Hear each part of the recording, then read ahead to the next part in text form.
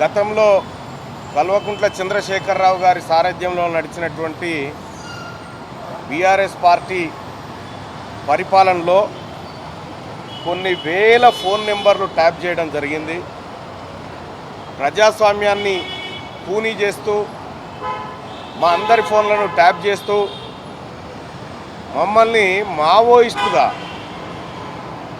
మావోయిస్టుల సానుభూతి పరులుగా మా పేరు చెప్పి మా కాల్స్ మా డేటా అంతా రికార్డ్ చేయించి మా ఫోన్లు ట్యాప్ చేయించి అటు కేంద్ర ప్రభుత్వాన్ని ఇటు ప్రజలను ఇటు పోలీస్ వ్యవస్థని అన్నిటినీ తప్పుదోవ పట్టించినటువంటి కల్వకుంట్ల చంద్రశేఖరరావు గారు నా ఫోన్లను దాదాపుగా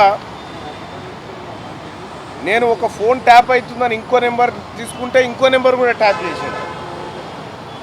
ఒక ఫోను 31 తారీఖు 10వ నెల 2022 నుంచి కరెక్ట్గా 30 తారీఖు 10వ నెల 2023 వరకు ఒక నెంబర్ ఏమో ఏడాది మొత్తం ట్యాప్ చేశాను. ఇంకో నెంబర్ వచ్చేసి 31/7/2023 నుంచి సెప్టెంబర్ అంటే 10 దాదాపు 3 నెలల పాటు ఇంకో ఫోన్ ట్యాప్ చేసిండు. కరెక్ట్గా ఎన్నికల సమయం వరకు ట్యాప్ చేసిండు. ఇట్లా దీనికి కారణాలు ఏంటంటే అప్పట్లో ప్రభుత్వ నిర్ణయాలకు వ్యతిరేకంగా మేము పోరాటం చేస్తున్నాం కాబట్టి ప్రజల పక్షాన పోరాడుతున్నందుకు మా ఫోన్లని ట్యాప్ చేయడం జరిగింది. నాదే కాదు, నా చుట్టుపక్కల ఉన్నటువంటి నా వాళ్ళవి కూడా అందరి ఫోన్లు కూడా ట్యాప్ చేయడం జరిగింది. వీళ్ళు ఎక్కడ పోతున్నారు, ఏం చేస్తున్నారు అనేటువంటి ఇన్ఫర్మేషన్ గ్యాదర్ చేసి పనిచేసినారు. నేను ఒకటే అడుగుతా ఉన్నా, నిజంగా ఈ రాష్ట్ర ప్రభుత్వం ప్రజలకు అక్కడికి వచ్చే పనులే చేసినంటే ప్రజల ఫోన్లు ట్యాప్ చేయాల్సినటువంటి అవసరం ఏమొచ్చింది? ఇప్పుడే కొద్దిసేపటి క్రితమే అధికారులు వీటికి సంబంధించినటువంటి అంటే వీళ్ళు కేంద్ర ప్రభుత్వానికి ఏమని పెట్టుకున్నారు, ఆ జియో వాళ్ళకి ఏమని పెట్టుకున్నారంటే వీళ్ళు మావోయిస్టులు సానుభూతి పరులు, వీళ్ళ డాటా కావాలి, సిడిఆర్ కావాలని చెప్పి పెట్టుకున్నారు. ఆ ఈమెయిల్స్ అని చూడడం జరిగింది. అలాగే అధికారులు వాళ్ళకు ఉన్నటువంటి సమాచారం ప్రకారం కొన్ని ప్రశ్నలు అడగడం జరిగింది. అవి దాదాపుగా టాలీ అయినాయి. నేను గతంలో ఏ అంశాలు ఈ ట్యాపింగ్కు దారితీసినాయి, ఏ అంశాలు మీకు అనుమానాలు కలిగినాయి అంటే ఆ వివరాలన్నీ అందించడం జరిగింది. ఇక్కడ క్లియర్గా తెలుస్తున్నటువంటి అంశం ఏంటంటే కల్వకుంట్ల చంద్రశేఖరరావు ప్రభుత్వం కనుక పోకపోయిన ఉంటే ఈ అరాచకం ఇప్పటికి కూడా కొనసాగేదేమో, ఇది ఎవరికి అర్థం కానటువంటి పరిస్థితి. ఆ ప్రభుత్వం దిగిపోయింది కాబట్టి ఇవాళ ఇవన్నీ బయటకు వస్తూ ఉన్నాయి.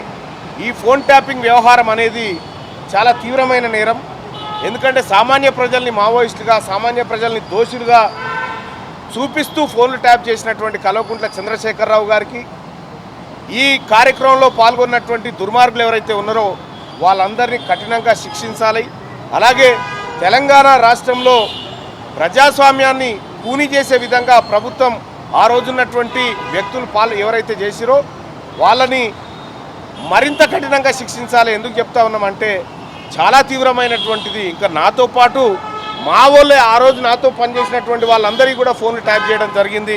ఇంకా ఫ్యామిలీ మెంబర్స్ కూడా ట్యాప్ చేసినట్టుగా తెలుస్తూ ఉంది. అయితే ఇంకా అధికారులకు కొన్ని వివరాలు సమర్పించేది ఉంది, అవి కూడా వివరాలు పంపిస్తా అని చెప్పడం జరిగింది. అంటే ఇప్పటి వరకు కొన్ని వివరాలు పంపించాల్సి ఉంది, అవి పంపిస్తా అని చెప్పడం జరిగింది.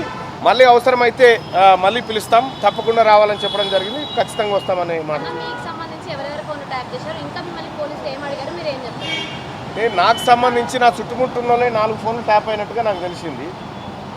అయితే వాళ్ళు అడిగింది ఏంటంటే ఈ ఫోన్లు ట్యాప్ చేయడానికి కారణం ఏంది, మీరు మీ ఫోన్లు ఎందుకు ట్యాప్ చేశారనుకుంటున్నారు, ఈ ఫోన్ ట్యాప్ అయినట్టుగా మీరు ఎప్పుడైనా అనుమానం వచ్చిందా మీకంటే ఆ ఎవిడెన్స్ అని చెప్పడం జరిగింది. సో వాళ్ళకి ఇంకా కొన్ని వీడియోస్ కూడా అందించడం జరిగింది. ఏ సందర్భంలో ఏం జరిగింది అనేది కొన్ని వీడియోస్ కూడా వాళ్ళకి ఇవ్వడం జరిగింది. సో వాళ్ళు ఫర్దర్గా ఇన్వెస్టిగేషన్ చేసి మళ్ళీ ఏమైనా మళ్ళీ అవసరం ఉంటే పిలుస్తా అని చెప్పడం జరిగింది.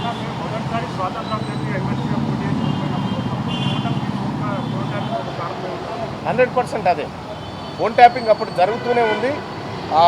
అంటే ఇక్కడ దీంట్లో కూడా చాలా ఆధారాలు ధ్వంసం చేసిరు, వాళ్ళు చాలా ఆధారాలు ధ్వంసం చేసిరు. నేను అప్పుడు ఎన్నికల్లో పోటీ చేస్తున్నటువంటి సమయంలోనే ఇంకా మా వాళ్ళ అనుచరులు అందరి ఫోన్లు అక్కడే ట్యాప్ చేసిరు. అన్ని ఎవరెవరితో మాట్లాడుతున్నారు, ఎవరెవరితో ప్రజల్ని కలుస్తూ ఉన్నారు, ఎన్నికలను టార్గెట్గా వాళ్ళు ఫోన్లు ట్యాప్ చేసినారు. వాళ్ళ అధికారం నిలుపుకోవడానికి చేసినటువంటి ప్రతి దుర్మార్గాల్లో ఇది పెద్ద దుర్మార్గం.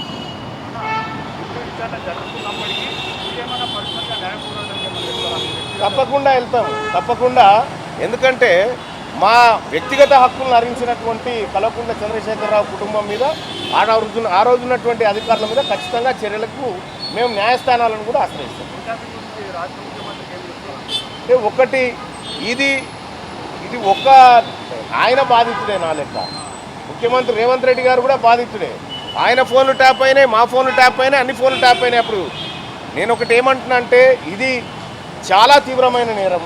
దీన్ని తీవ్రంగా పరిగణించి దీన్ని త్వరగా ఇంకా అవసరమైతే సిబ్బందిని పెంచైనా సరే ఈ దోషులను కఠినంగా శిక్షించాలి. వీళ్ళను చట్టం ముందు దోషులుగా నిలబెట్టాలి. ప్రజలకు భరోసా రావాలి. గత ప్రభుత్వం చేసిన దుర్మార్గాలు ఈసారి జరగవు, ఈ ప్రభుత్వంలో జరగదు, ఈ ప్రభుత్వంలో ప్రజాస్వామ్యం పరిణమిస్తుందనేటువంటి సంకేతం ప్రజలకు పోవాలి. అది ముఖ్యమంత్రి గారు చెప్పాలి.